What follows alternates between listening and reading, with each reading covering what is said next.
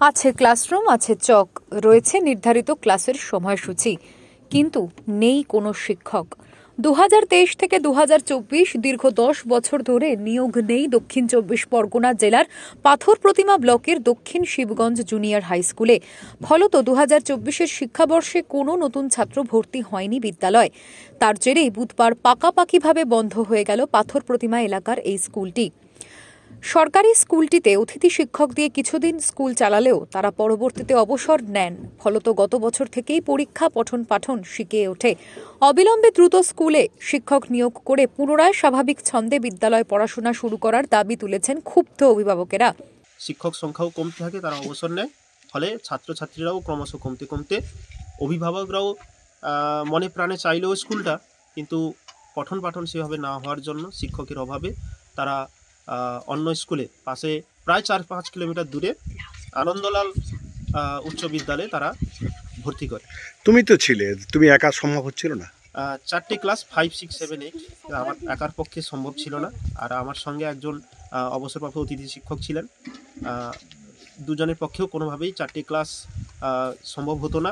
স্থানীয় সূত্রে খবর, অতিথি শিক্ষকেরা অবসর গ্রহণের পরই গত 2023-এর সেপ্টেম্বর থেকেই শিক্ষকদের অভাবে এই স্কুলটিতে নিয়মিত ক্লাস হওয়া বন্ধ হয়ে যায়। চতুর্থ থেকে ষষ্ঠ পর্যন্ত 48 জন পড়ুয়ার ভবিষ্যতে কি হবে তাই নিয়ে উঠছে প্রশ্ন।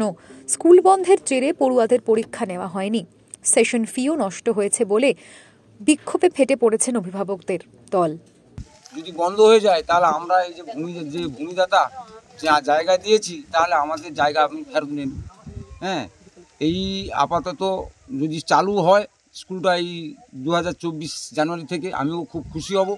এবং সরাসরি আমরাও খুব চেষ্টা করেছি যে মুখ্যমন্ত্রীকে দিয়ে একবার না দুবার হচ্ছে এমএলএ সাহেবকে এবং অন্যান্য কর্মকর্তাদেরকেও আমরা জানিয়েছি। এটার কোনো ফল পাইনি। বলছে যে শিক্ষক দেওয়া হবে, কিন্তু যে শিক্ষকের জট হয়ে আছে এখনও তো কাটেনি। যাই হোক, আমি বেশি কিছু বলবো না, আপাতত স্কুলটা চালু হোক। স্কুল যদি চালু হয় আমিও খুব খুশি হব, আর না হলে আমার জমি নামে ফেরত নেব।